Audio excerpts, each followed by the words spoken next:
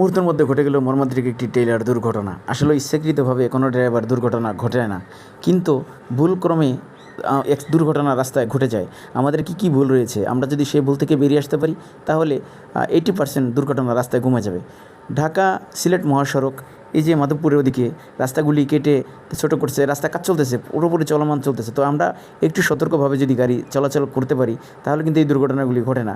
এটা যে কোনো ভুলের কারণে, যে কোনো সতর্কতার কারণে হয়তো বা ঘটনাটি ঘটে গেছে। তো আমরা যার যার দিক থেকে আমরা সচেতন থাকবো ইনশাল্লাহ। শতভাগ আমরা 100% আমাদের সবটুকু দিয়ে সর্বোচ্চ চেষ্টা করে যাব গাড়িটি সুন্দরভাবে রাখার জন্য।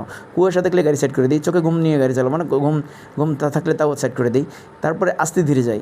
আমরা সময়ের চেয়ে জীবনের মূল্য অনেক বেশি, জীবনকে প্রাধান্য দিতে হবে আগে। আমি জীবনকে যদি প্রাধান্য না দিই তাহলে সময় কী করে পাবো? আগে যদি আমার জীবন বাঁচে তাহলে অনেক সময় পাবো। তো সেক্ষেত্রে আমরা তাড়াহুড়ো নয়, আমরা দেখে শুনে ধীরে সুস্থে আস্তে সদ্জ্ঞানে নিজের সর্বটুকু দিয়া নিজে কীভাবে সেফ থাকা যাবে সেভাবে যার যার দিক থেকে শেষে যদি এভাবে সেফ থাকতে পারে তবেই কিন্তু রাস্তায় 80% দুর্ঘটনা কমে যাবে।